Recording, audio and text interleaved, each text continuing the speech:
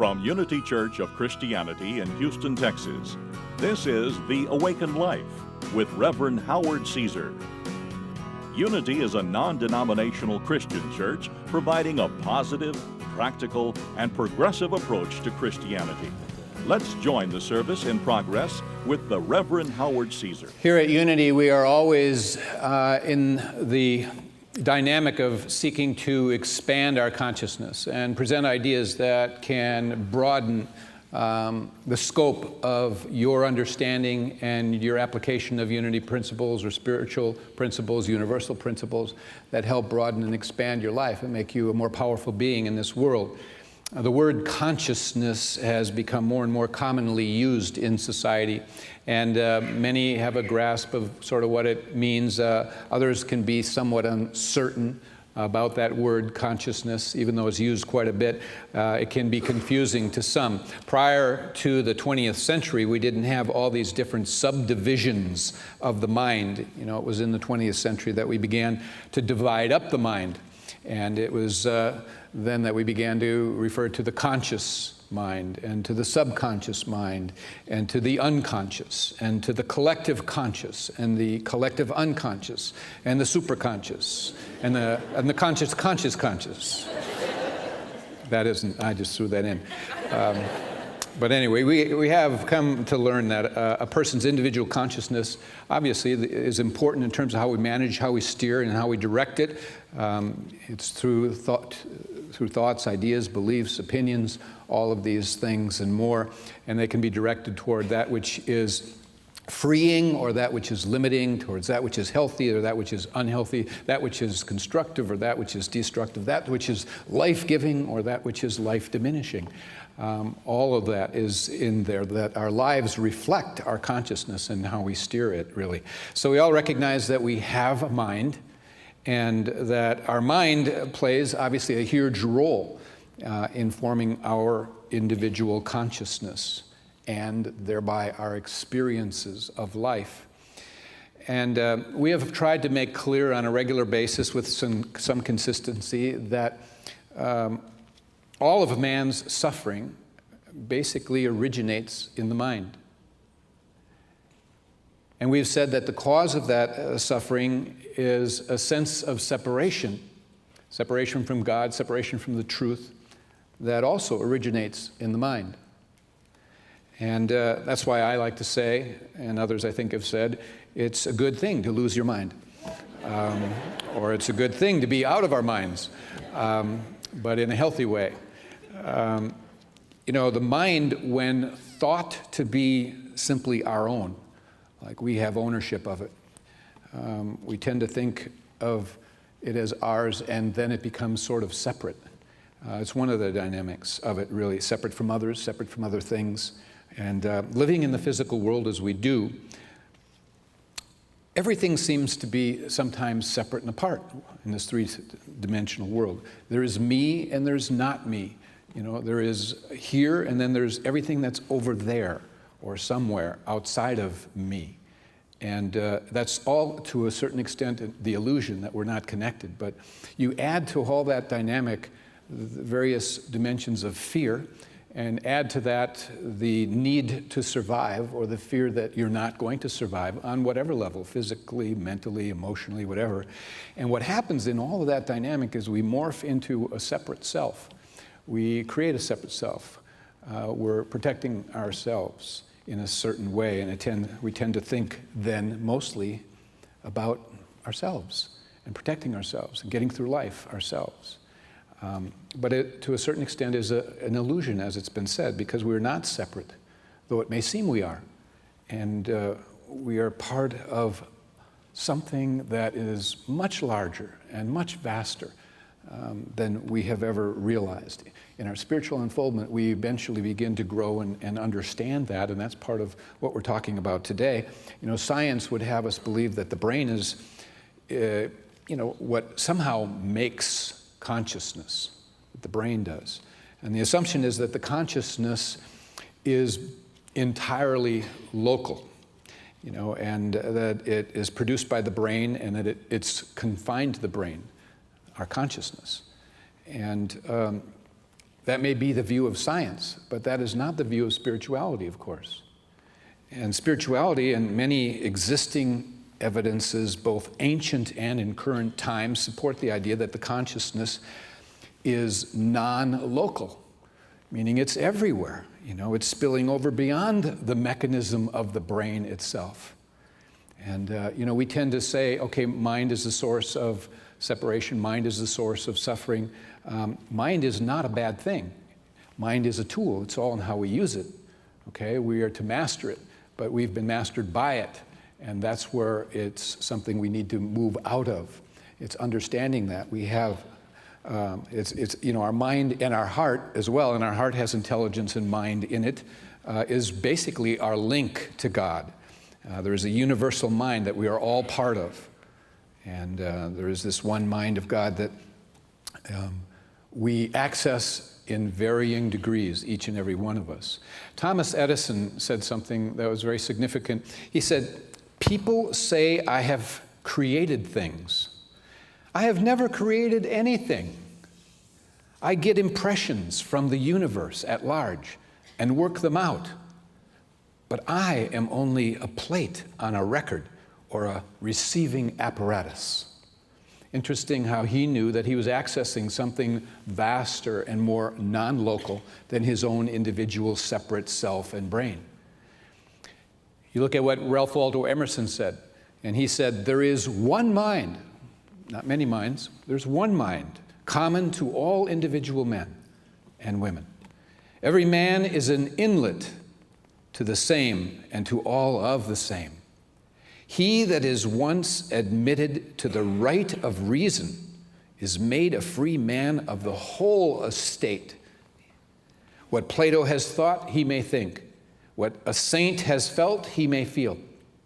What at any time has befallen any man, he can understand. Who hath access to this universal mind is a party to all that is or can be done. For this is the only and sovereign agent." That one mind is the only sovereign agent that we can draw upon. And this is why Jesus said to us, "The things that I do, you can do also, and even greater things than these, if you believe." Because Jesus was saying, hey, you're living in the same mind, the same one mind, that is the mind of God, as I am. And you can draw on its vastness, you can draw on its expanse the same way that I can, but you've kind of shrunk that down. You've morphed into a separate self. It's all an illusion. You think you have your own mind. No, you're only part of a larger mind. And that's a big shift for a person to get to realize, because out of that, you're able to manifest and demonstrate in powerful ways. I don't know how many of you guys, folks, tend to read through the book of Deuteronomy. It's not a favorite, but there is a precious passage in Deuteronomy that originates there and actually found its way from there on into the New Testament as well. It's a significant verse and carries great importance. What it states is this, quote, "Hear, O Israel, the Lord our God is one Lord." Okay, "Hear, O Israel, the Lord our God is one God, one Lord. And," as it continues, "thou shalt love the Lord thy God with all thy heart, with all thy soul, with all thy might."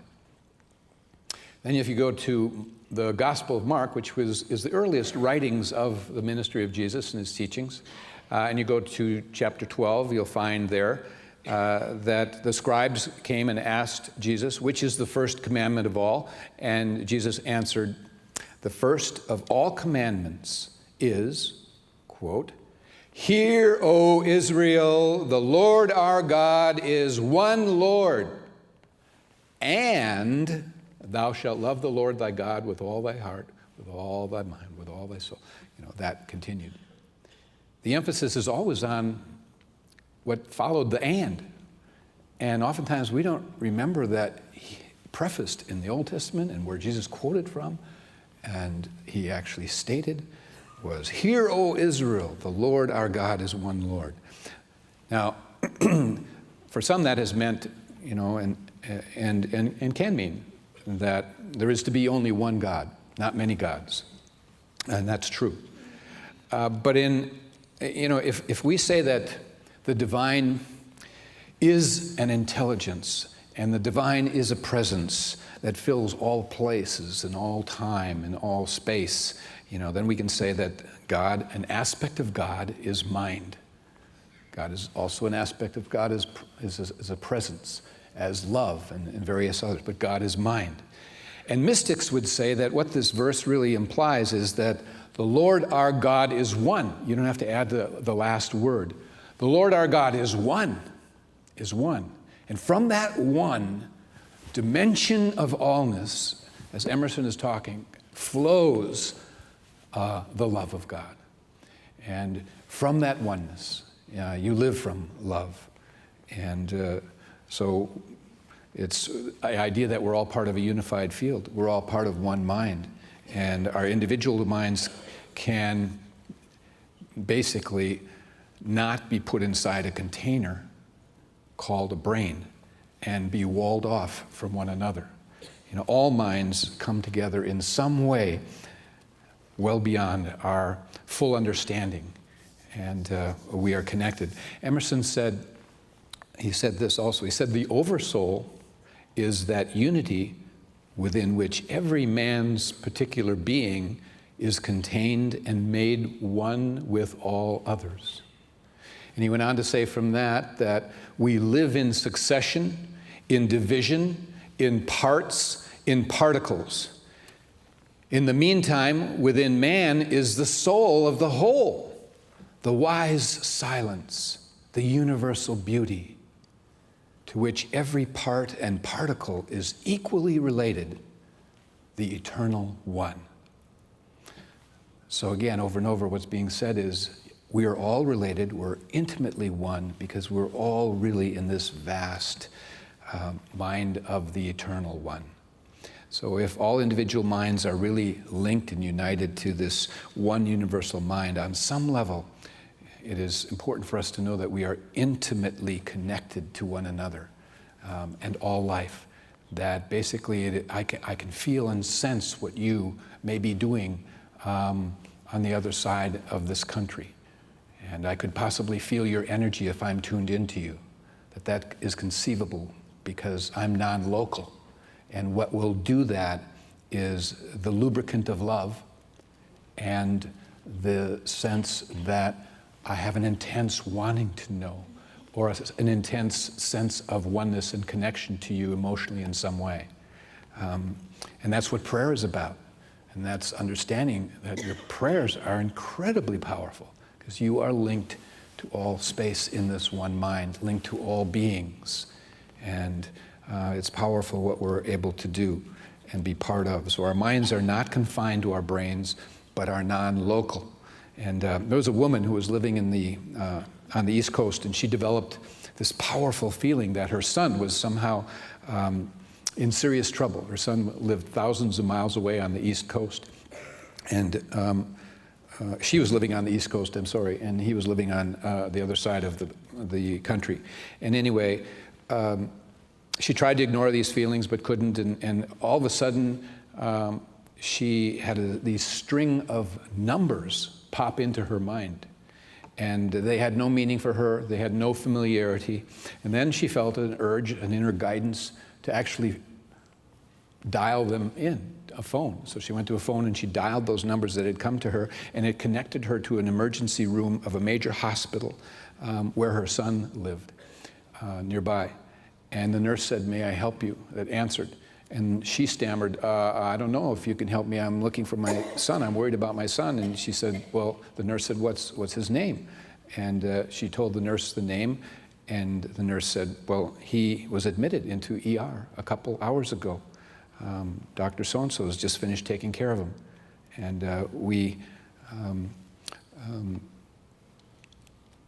he can give you an update. He just finished. And so they brought the doctor to the phone, and the doctor explained that your son has been in a serious automobile accident, and he's had some serious injuries, but I can assure you, having just operated, that he's going to be fine.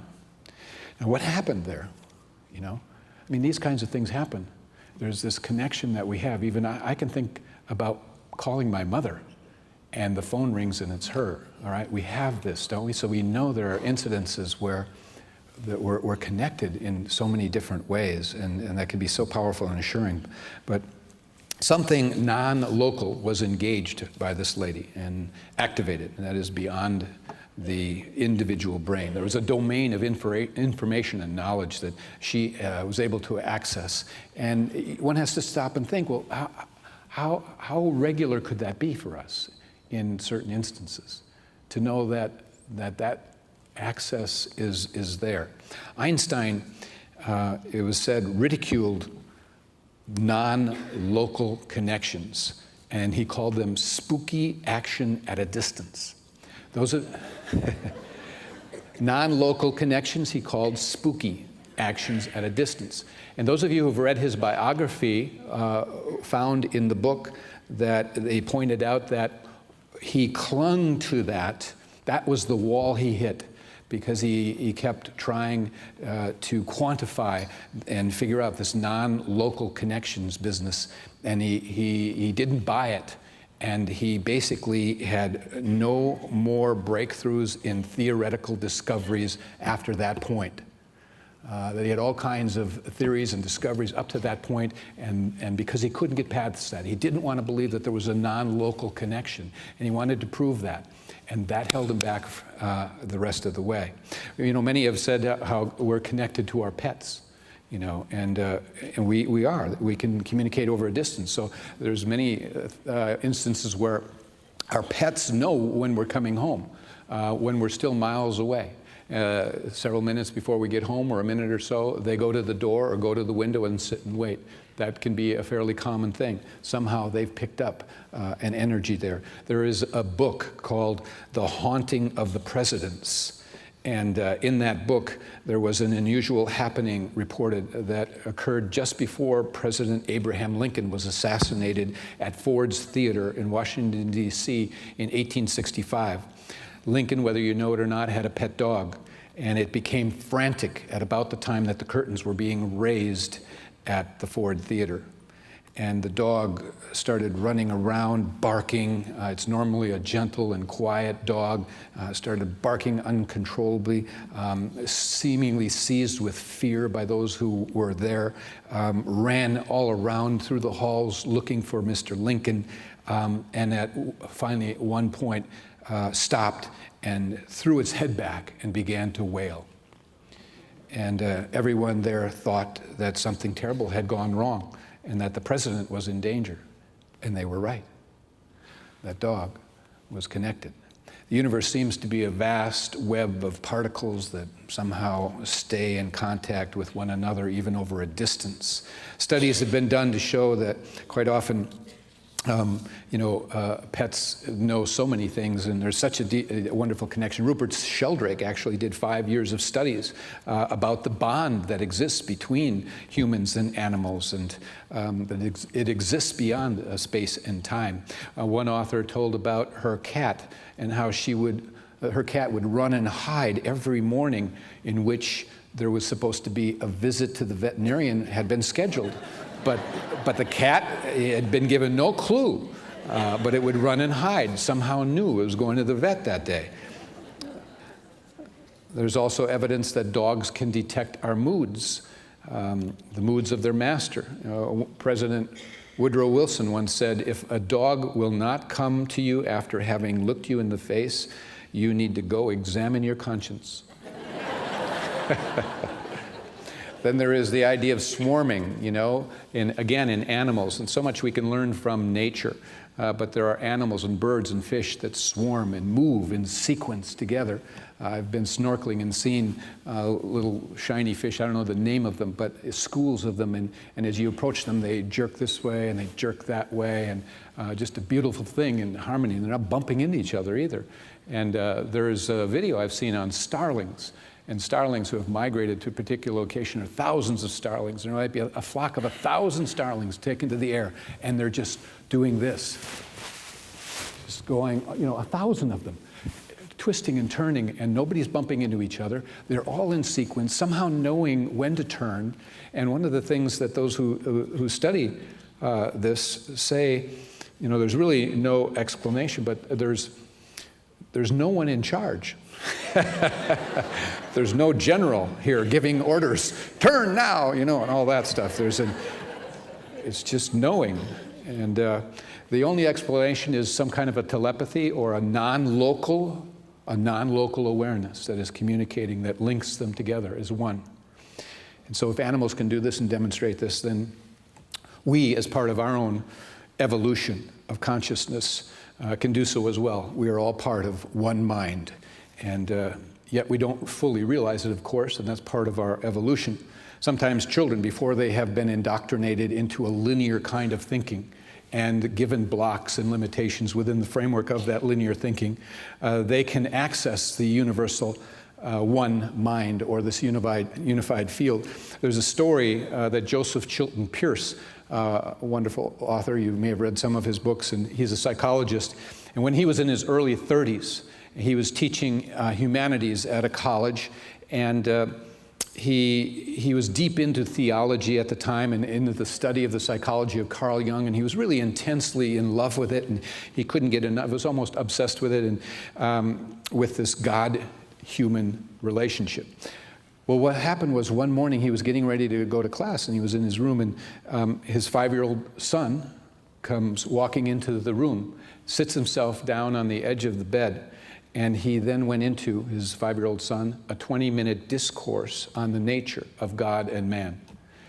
And he spoke, Chilton Pearce said, he spoke in perfect, publishable sentences, with pause and without pause or haste, and in a flat monotone that came from kind of a knowingness, that he was in a zone of knowing.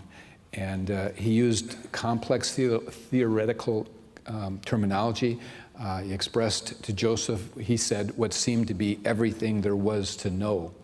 And Joseph listened, was astonished. His hairs stood on end. He had goosebumps, and finally he had tears. And it ended with the beep of a horn that was his child's ride to kindergarten that day, okay? And so Joseph said what he heard was awesome. It was too vast and deep beyond any concept he had grasped himself to that point. And the son had no recollection of the happening. How can you explain that? You know, he was a normal, bright child, but he had responded some way to a field of information that he could not have acquired independently. So where did that information come from? Joseph Chilton Pearce asked, and he came up with or suggested that it was coming from, as it's been termed, the cosmic soup, a cosmic soup. And it's a term for the one universal, all-knowing mind. And you know, I have a view about that essentially all of us are like, we think we're independent, like little zeros, spiritual zeros, or let's say O's, not zeros. That's a bad term. And if you were to draw a bunch of circles on a page or a whiteboard or something, that's all of humanity, we'd say. Then if you drew a circle all the way around all of them, that's the one mind that you and I are inside of. And we are allowing or accessing in differing amounts. The way I sometimes like to think of it is the idea that we're all Cheerios. We're spiritual O's, and we've been thrown into this soup. Call it spiritual broth. And we're there, and we're connected to this fluid, but some of us know it and some of us don't. And in this place, there's this larger view beyond our common world view. And it may differ in degree for all of us because some are resistant and some of us kind of float on the top of the broth and stay dry. and live in our individual consciousness and separation. Others become soggy and saturated with this divine fluid or broth. And the result of that integration and that saturation catapults them into a larger field of knowing and experiencing and discovery of the dynamic of understanding life and being one with it. And it moves us into a field then where anything is possible for good, because we have come to an understanding that we truly live and move and have our being in this field of love, in this field of divine order, in this field of compassion that is all around us. Some of you know about Dr. Ibn Alexander. And, he's the one that had a near-death experience, wrote the book Proof of Heaven. It was so vivid to him, he said it was more real than ordinary waking awareness. And he said he was aware of a divine presence. He said, I was far beyond any kind of human consciousness. There was really just one consciousness, he said. He said, my experience showed me very clearly that incredibly powerful consciousness, far beyond what I'm trapped in here in the earthly realm, begins to emerge as you get rid of the filtering mechanism of the brain. Here you have a neurosurgeon of 25 years, written over on almost 200 papers, scientific papers, recognized as an expert, coming out and declaring that consciousness exists independent of the human brain. We all live in an ocean of God, really, and we're all a drop in the ocean. We are not saying that we are the ocean, but we have access to the whole ocean, and we need to understand that. And the more that we realize that, really, that one universal mind, the more we find our way into a broader sense of who we are, the interconnectedness within us all, the difference that we can make. The only way out of the one mind is to think your way out. You think you think such separate thoughts. You think, you're separate from God. You're separate from people. But it's an illusion. You're still in the one mind. You've just created the illusion in your own framework of a litany of thought. And so you can never really think your way out of it. You can think your way out of the experience of all that the one mind offers you by simply directing and misdirecting our mind in another way. Through the years, what has been practiced is the stilling of the mind through meditation and contemplation and prayer and these kinds of practices. We still the mind, and in quieting the mind, we are able to connect more clearly with this ocean of love, this ocean of all-knowing, this ocean of being that we live in. And as Emerson said, there is one mind common to all individual men, that every man is an inlet. So the one universal God it can be called source or absolute or pure being or creator or Lord or whatever. But when you think of yourself and you think of this life that you are living, realize in consciousness that you are part of a larger whole, a vast sense that connects you to limitless, the infinite. That the love, the peace, the joy, the divine wants to help you pour itself through you into the world and make a difference. So we are really here to be vessels of God and one mind. We're one. God bless you all.